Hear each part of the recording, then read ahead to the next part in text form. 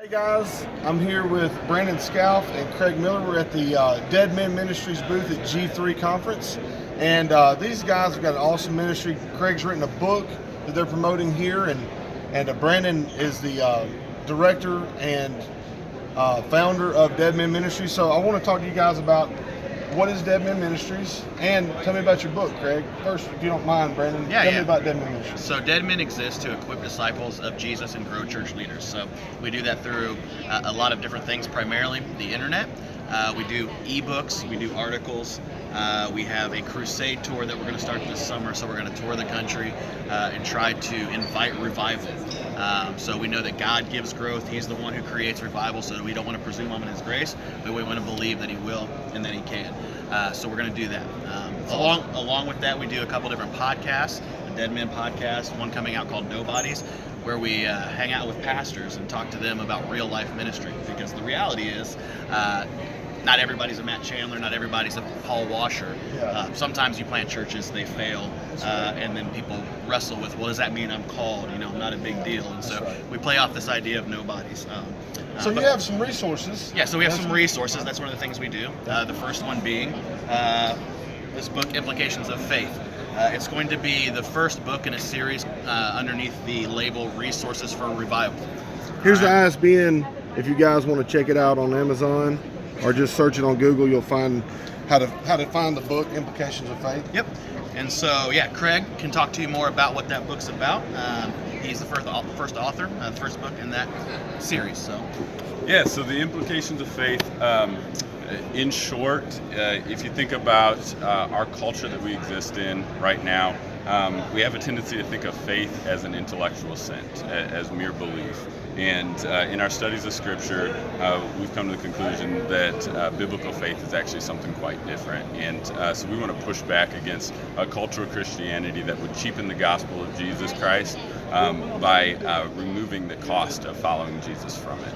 And so Jesus has called us to deny ourselves, take up our cross, and follow Him, to count the cost prior to doing so, and to follow Him on this journey down this narrow path that leads to life. And so we believe that though the gospel is free, though we can't earn it, it's all about what Christ did for us. It's costly because Jesus asked for our whole self.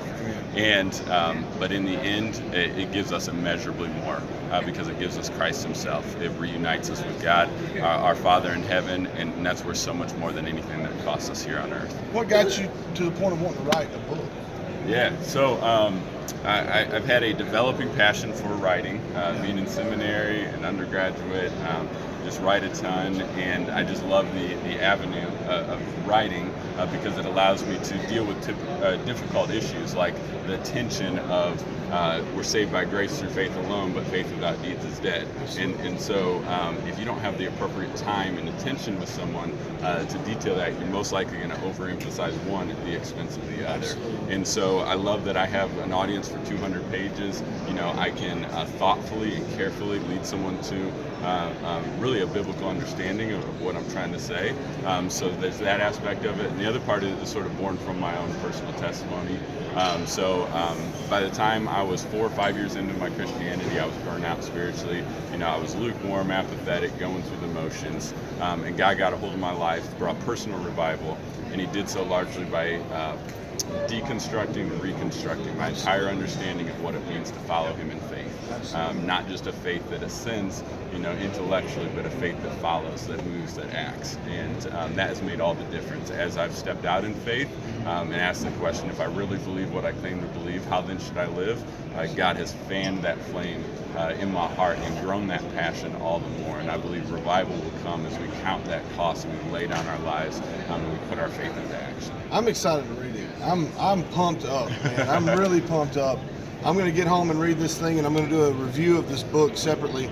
But I just really wanted to touch base with you guys and with my subscribers what you can expect from this book. So thank you for the description. What other resources? I know you have some other resources, and you have some apparel. Tell us about some of that, some of the things you have here. So we have shirts available, hoodies, shirts. We're not a clothing company, so it's kind of hit or miss. Sometimes we have them in stock, sometimes we don't. But when we do have them in stock, they help fund the other things that we do, like you said, the resources, the crusade, those things like that. If you're wanting other resources, you can go to deadmenstuff.com.